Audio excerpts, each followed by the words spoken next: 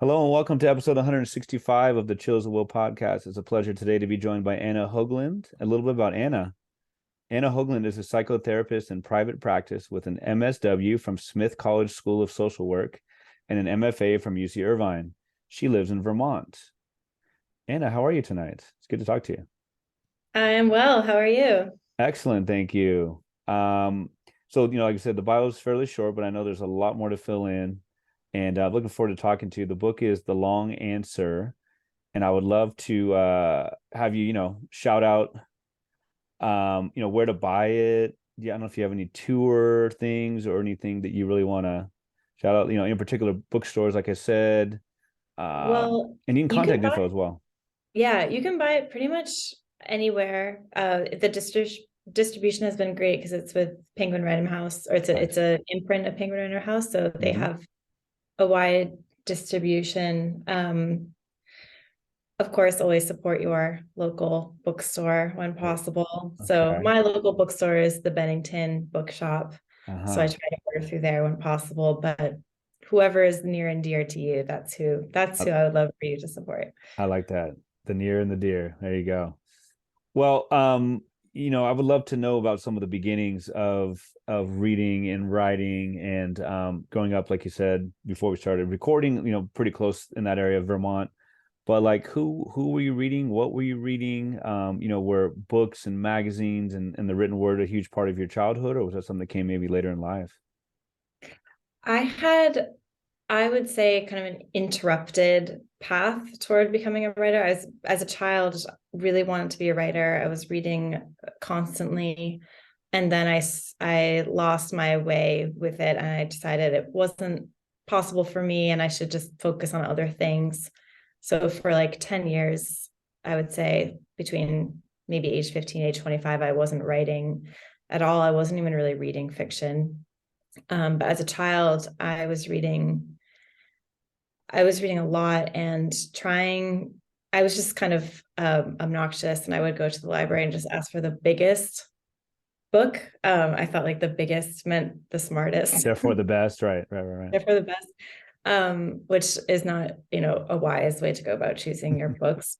However, it led me to some really cool books that were staples of my childhood that I have yet to meet anyone else who loves. right. There's this, I mean, some like Tree Grows in Brooklyn, Okay. that is widely beloved as it should be. But there's this one book called The Hounds of the Morgan Hmm. that I think is popular in Ireland, but nowhere else. And I just loved it. It's this really scary tale of a brother and a sister being chased by this like evil witch, Whoa. the Morgan. I loved it. Oh man. Well, so the biggest and the best. So you're reading tomes. So you've read War and Peace. No, I mean Uh, the biggest that the librarian who I was talking to would allow. So kind of the biggest in the children's section.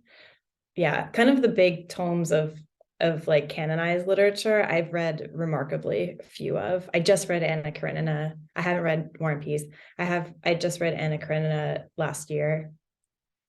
I didn't take English in college or anything, so I sort of missed a lot of the things that writers should have read by this point in life. Infinite Jest. I've not read Infinite Jest. However, I have been close to people who have read it and talked about it a lot. Does that count? I I mean, will read it. no, I have not read either. I have very complicated feelings about David Foster Wallace. But I As mean, do I. Yeah. right, right. I mean, his essays to me are just incredible. Yes. But obviously there's, very, very problematic.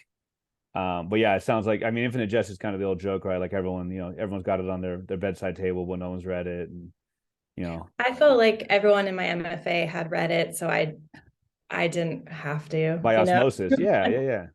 I'm Yeah. sure I would like to read it at some point. I just other things keep cutting in line. Huh. So, who then, as you got into MFA, where did you take your, you said UC Irvine, right? So what led Mhm. you to like the MFA? I mean, was there high school moment, eureka moment or moments in college, high school, where you're like, I can do this, I want to do this, or someone really, validated your work? More the last that you just said, a Mm, validation that was really appreciated. And I didn't think it was possible for me. And I had, yeah, like I said earlier, sort of given up on that idea. And I did start writing again later in college and while I was in grad school for social work, mm, and very secretive. Like I wouldn't mhm. tell anybody, and I would just write these little scenes at night, and I just enjoyed it. It was just like a little secret pleasure of mine. Yeah. And then I met who became my husband, a boy at the time, and he was trying to be a writer in earnest, and he was really the first like young person I had met. We were 22 when we met, who was really trying to be a writer, and Huh. it felt very permissive to me. And he would just share. He was so open. I mean, he still is. He would share these large chunks of what his. I mean, I would ask him for it. He wasn't just like, throwing them at me. And eventually, I felt very safe and loved by him, and decided to give him. The joke early in our relationship was that I would give him 3% of whatever amount he gave me. Ah, And he was, we actually weren't dating, I guess, at the time, but I felt a very close connection with him very quickly.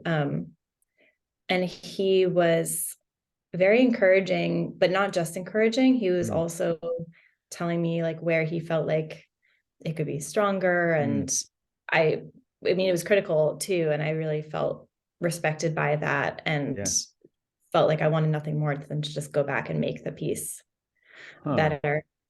And then I That's would have awesome. like a little workshop with, my husband and one other person. Yeah. And then eventually started applying to community workshops, and then decided I wanted to try to get an MFA. Dang, what a milestone in the relationship, right? For some, it's like meeting the family. For you, is more than 3%, 3.2% you can read. And man, just getting that feedback, that's incredible. That's so cool to see have a couple that supports each other like that, builds each other up. Because yeah, I mean the workshop can be pretty scary, yeah. The Yeah, traditional workshop model. I have really mixed feelings about it, because it was helpful for me. Like I think that I'll talk about the MFA because I think community workshops are a slightly different Hmm. vibe. Um, but MFA I felt was, I mean, I left a better writer than I went in. I Yeah. left a better reader than I went in. Mm-hmm. So that was my goal. I did learn a lot. But I also feel like it was as important for me to leave as it was for me to go. Hmm. I needed to give it the attention that it had been wanting of Yeah. me. I needed to be in a place where everyone was taking it really seriously. And then right as it was ending, I felt like I need to be in a place where people aren't taking it so seriously all around me all the time, and Mm-hmm. just kind of like I needed to learn a lot of craft and then forget it Yeah. and just write what I wanted to write and not have to worry about workshop. Mm-hmm. Yeah, that makes sense. That the progression to that, I feel like that the writing is like in the room with us. It's in the Zoom call. It's like its own entity, right? Mhm. Oh man. Well, I mean, obviously your writing must have been you must have been no slouch of a writer even before MFA. I mean, UC Irvine is one of the most competitive in the country, right? I was shocked to be accepted. I mean, like, truly surprised. I had been writing, but not too long. I mean, in term like seriously trying to Hmm. write for like a year beforehand. Um, and I imagine because I trust Michelle and the people who accepted me, Michelle Atiole, that there was some germ of something that I couldn't see. But I look at my application and the first things I submitted to workshop, and I'm just kind of mortified That's by them. yeah. But I think workshop works when you are um, in a place where you're really open to learning, and you haven't really solidified kind of what, I mean, hopefully you never totally solidify what kind of Right. writer you want to be, but I was really just wanting to learn and wanting to grow. And Mhm. so it was a good time for me. Well, I mean, I guess it's natural for most people to emulate, especially when they're starting out or fairly novice. Like who were, I mean, I guess even into up to today, like who were some of the writers maybe who you discovered in college and MFA, even up to today, who are just thrilling, but also, put you in awe? So many people. I happen to have a stack right here, actually, from an interview I did recently where I was told to bring a stack. So it's still on my desk, which is nice. I can just kind of look at it. There it is. I mean, Alice Munro is Okay. someone I always turn to. Elena Ferrante. Yeah. She's someone I discovered later. Like, Wait, you know who she is? You know who she is? Elena. Oh, no. Oh, sorry. I thought you were about to drop a big one on us here. Like Oh, she's no, in the no, room no, with you no. or something. Everyone Okay. have an Sorry. announcement. No. Okay. If I did, I would not tell you. Anyway, dang, good for keep you. it a secret as she wishes. Nice. But no, I'm not in a position to have any information like that.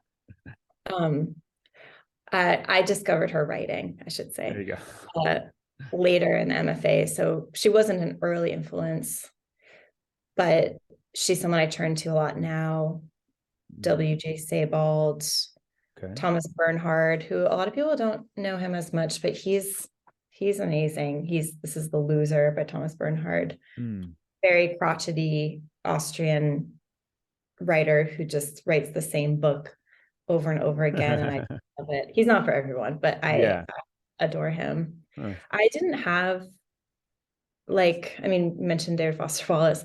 I feel like a lot of the people in my cohort and writers I know had like one person who they were really, really into and would read and reread and emulate. David Foster Wallace is one of those people for sure that comes up again and again. I feel like Ottessa Mossfegh is one of those people. They're kind of like 10 writers that I would just hear over and over again, would be like these huge influences on writers of my cohort. And I really didn't have one person like that, or even like three people like that. And I felt like something was wrong with me. Like I hadn't found my writing mama inspiration yet. Yeah. And I feel now that that was actually maybe not the worst thing. Sure. To have, I was influenced by so many people, but I wasn't like trying to emulate one person and then have to unlearn that emulation. I felt like I was lucky in that I didn't have to unlearn that. Well, I mean, your work is very unique in the long answer, and it's like, I mean, there's that one really short section, I don't know, 3 or 4 pages. The other ones are 60, 70. That one is angry in capital letters, and there's just different styles, but it all comes together in a cohesive unit for sure. So I got to think that has something to do with the fact that you read widely. You weren't just reading Infinite Jest 10 times in a row or something like that. I like writers who I feel like do whatever the book needs it to do. And like sometimes that changes genre and form and is knobbly. Like I really like knobbly books and stories that kind of go in places you wouldn't expect. And it doesn't mean that they're all successful to me. I mean, there are books that I find do that a lot and don't really work for me, but it doesn't even matter because I know that like, oh, that's possible. Like that person did that really cool, weird thing. And I feel like when you're doing weird for weirdness' sake, or, subverting form just for subverting form's sake, I can kind of feel that falseness, and I don't, that's not really the effect I want to go for. But I like when books follow what their writing demands, which usually means like maybe going in a little bit of a weird place. And that was definitely the case writing this book. It like was no longer an option for me to like keep writing in the exact same, like the content didn't fit into that form for that section. So, and then I kind of went back to it a little bit, but there had to be a breakage, I think. I'd love to know how, I mean, as a psychotherapist, like I'd love to know how your work in your writing work informs your profession and vice versa. I'm always asked the other way around. So I'm going to try to answer. I'm always asked, how does your therapy work influence your writing? So I have kind of thought about that more than how my writing influences my therapy work. And I would have to think more about it, but just off the top of my head, they're really not that different parts of my brain, in that they're both really based in listening and language and knowing when to interject and when to move and when to kind of take a step back. And I find that they are really helpful. It's really helpful for me to have both in a day, because writing is you're just so in your head and your story and not talking to anyone. And unless I'm interrupted, which, then I go into a rage and to like, but I want like total solitude, total silence. And when I had like 6 months where I took off my therapy practice after the book came out. I was able to take a break and really focus on writing. And so I did that.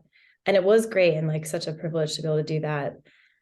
But I chose to go back to therapy a little bit because I didn't realize how much I needed to then kind of turn away from myself and toward other people and other people's problems and other things that they're obsessing about. And I mean, financially and all that stuff, it's helpful to take some pressure off the writing. Sure. But I didn't realize how much I needed to be lifted out of myself too, after a couple hours of just like in my brain. I got to think that this would have, if this was ever a thing for you, it would have been, it would have come out of you with all of your training. But like, do you ever feel like you see your clients, your patients as like stock figures? You know what I mean? Kind of like archetypes. Well, I don't really see them as archetypes because they're so complicated. I mean, I think like the closer you get to anyone, the less archetypal they become. Right. But they definitely have interesting stories. Yeah. And things about them that inspire me a lot. And I have no characters based on clients or anything like that. But I do, there is like a way of telling stories that clients, and because they're humans have, that I find really appealing to listen to. And I try to do it in my writing to the best I can, where people will like summarize whole years and then like drop into scene and direct dialogue. It's important. And then they'll like go back to summary, skip years. And that's so hard to do as a writer. But then if you're like, I feel like listening to people do that all day for years and years and years has helped me to do that in my writing. Yeah.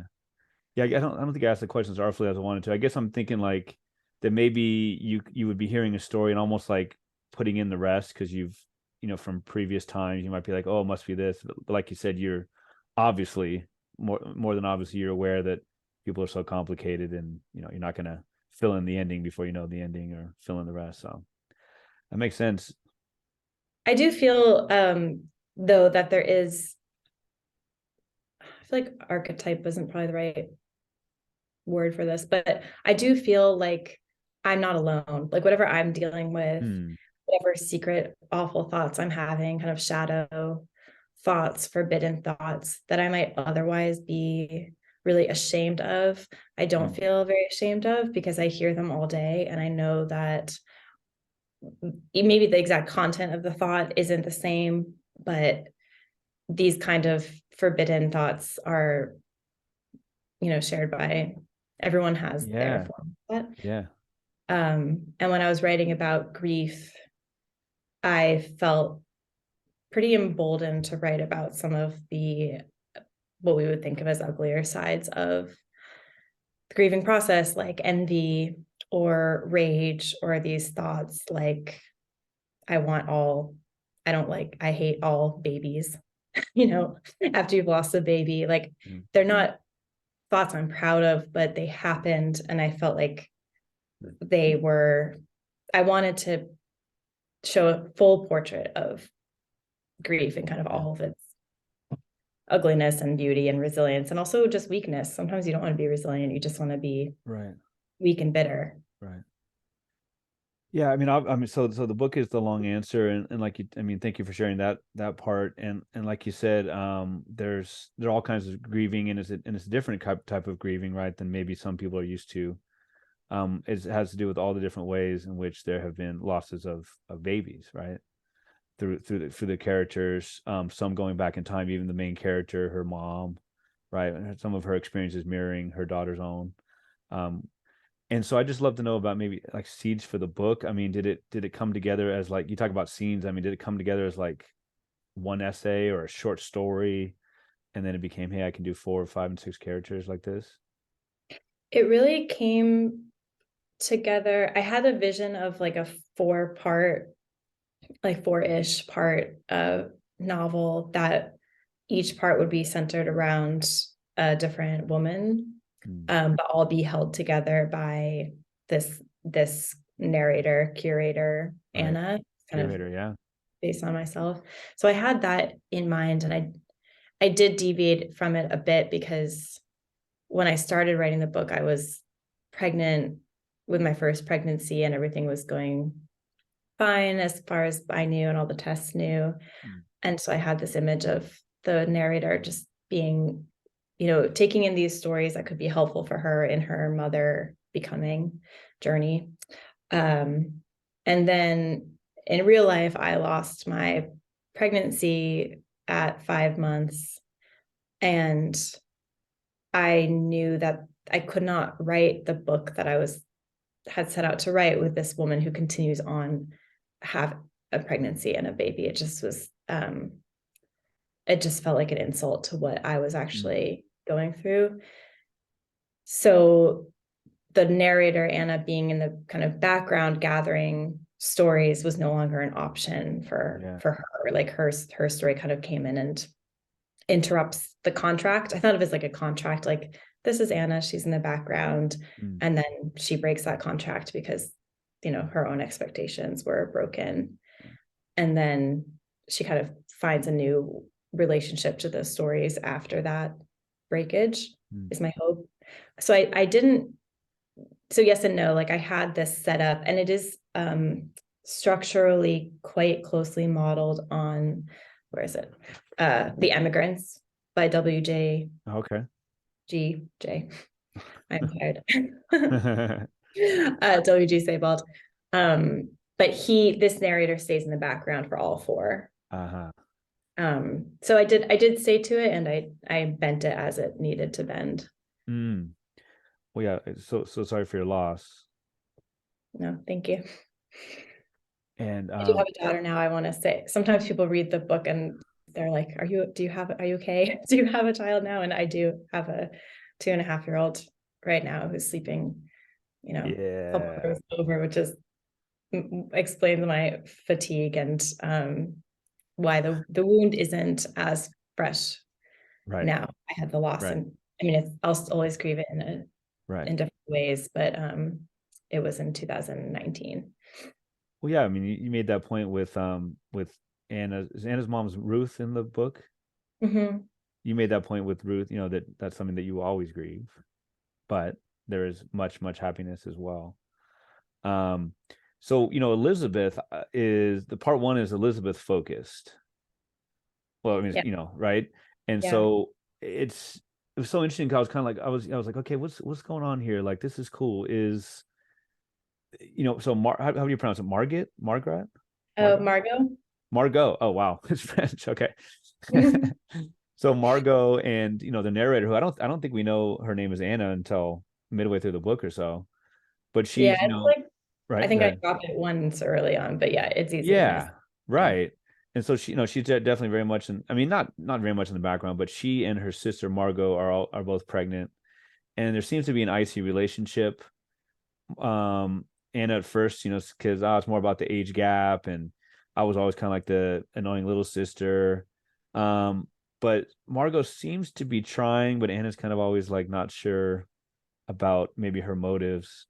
Um, Elizabeth is kind of seen as like the kind of like usurping the sisterly relationship. Is that safe to say?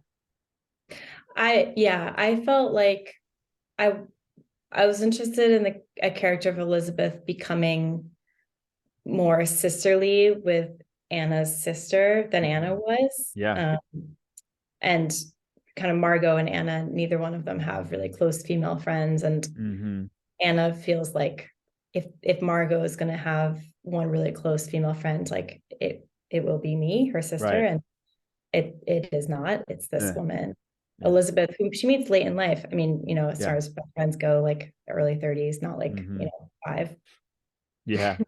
I mean, Cold War is not the right term because it's not a war. It's not, horrible, but I mean, it's more cold than anything, right? It's It's not. cold. Yeah. Yeah, right. I mean, there was never. I mean, that we know of, there was never any huge breach or broach or, breach of trust and all of that. It was just kind of like we just don't really talk, and that's kind of a self-perpetuating thing, right? Yeah. Um, but Elizabeth is described as, seeming to kind of have it all together in some ways. But she's very blunt in describing that quote, in describing like her pregnancy, and we later find out about her having had a husband before, and we find out about her story with Sam, and it was kind of like a young college relationship. There was a little bit of an age difference, but it seemed to be based on trust, and there was definitely some infatuation, but um she describes how in her case she lost her baby at 14 weeks and Sam fell apart, Mhm. right? He changed, he was quote hardened, um and in the end she really saw like, oh man, I didn't know him as well as I thought I did.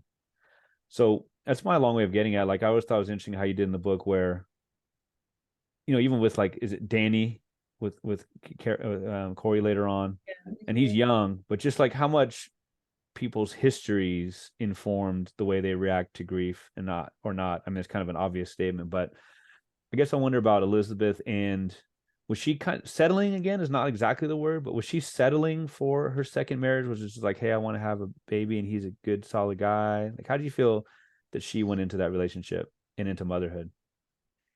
I probably I feel like it's a little bit of an open question for me in some ways because we do get to know her so much better, but there's still a little bit of a barrier to her. Like she does share so much of her history in this kind of one burst of Mhm. I'm going to tell you the story basically and never Right, again. right.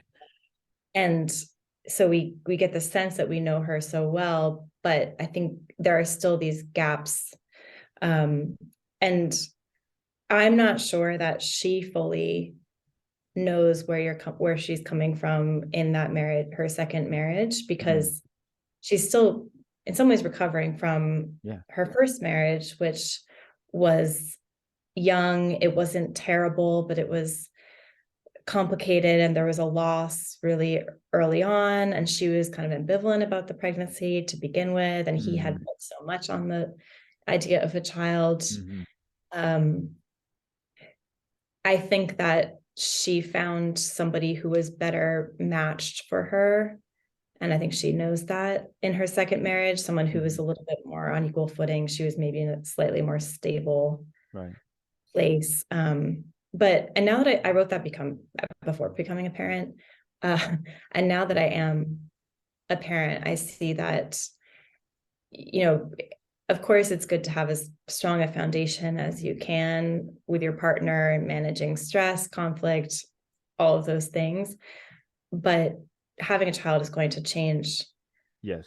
that. No matter how long you've been together, no matter what circumstances you've been together, it's Hmm. going to bring up old stuff Right. from before you even met. I mean, your own childhoods, Yeah. really. And I don't know that any couple can fully prepare for that, Hmm. because you don't even know what's going to come up Right.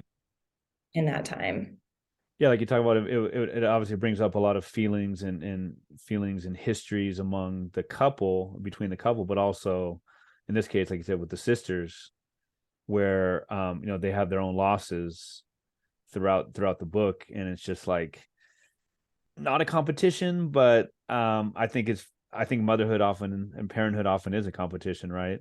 Not even when once the kids are 7 or 8, and schools and little league and all of that, and I guess it starts from the beginning.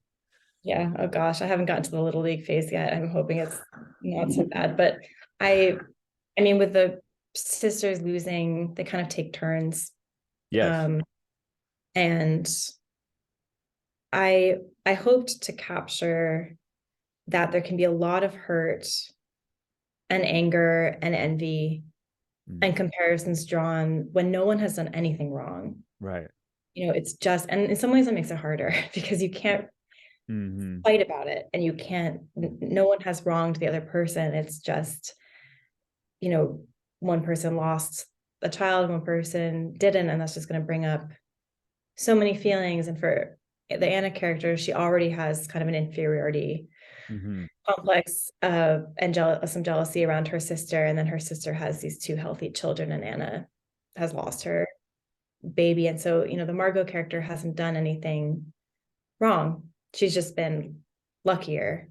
Right. And I thought I was interested in, as I was going through something similar myself, how the Anna character could grapple with all those feelings that don't really have a good place to go. Yeah. Part one ends with I thought it was really interesting. It was a flashback to when Anna first met Elizabeth in Alaska, which is where Margot lives. And there was like a barbecue, and towards the end of the book, Anna looks at it differently, like, hey, that was nice of her to think of me, right? And that kind of thing, right? But there's this son who's kind of easy to dislike a little bit, and the father definitely. And there's this language being spoken. I'm not sure. I think maybe it's South African English or something like that, but it ends up being Finnish. And so the narrator's really focused. Narrator makes a point to say, Anna makes a point to say, I wasn't focused on Elizabeth so much at that party, more so this mother and son, and this idea of like that mother-child bond, I guess, right? Where it's like the father didn't even know that she had been teaching him her native language of Finnish. And I'm not explaining it very well, but it was just such a cool and interesting part, like just thinking of that bond that is obviously unique, to say the least. Did you have any real life connections or real life genesis for that story, that part of the story? I did hear about that happening with the language piece, and it really stuck with me that, and this dad wasn't even like that absent, right? He just kind of was clueless about, and they would mostly speak it when he wasn't around. So and I can't even quite articulate why that dynamic was so interesting to me. I usually write about things that I can't quite articulate why they're interesting, because if I could, then it loses interest. Yeah. Maybe this idea of this like secret language that, I mean, it's obviously a real language, but in the context of that home, like Finnish, are you sure that's a real thing? Finland? What? I mean, most of them speak English, I think, but I think it's language. And the child not ever hearing it anywhere else but with his mother, potentially kind of having this secret language that then atrophies because the father feels left out. And I imagined, I know it's kind of like a minor key to end that section with, but I imagined that couple and that family as something of what Elizabeth and Sam's family might look like if they had not had the loss and continued to be pregnant, or had the baby, continued to be married, and ended up in this marriage with a child in which they weren't communicating. I mean, in this sense, it's like literally not communicating. Right. But I think many of us, may as well be speaking different languages to each other. That's for sure. Especially when your children are young and it's so chaotic. And I mean, my husband will say something to me and I'll just not retain it at all. Happens all the time. Chaotic is the word.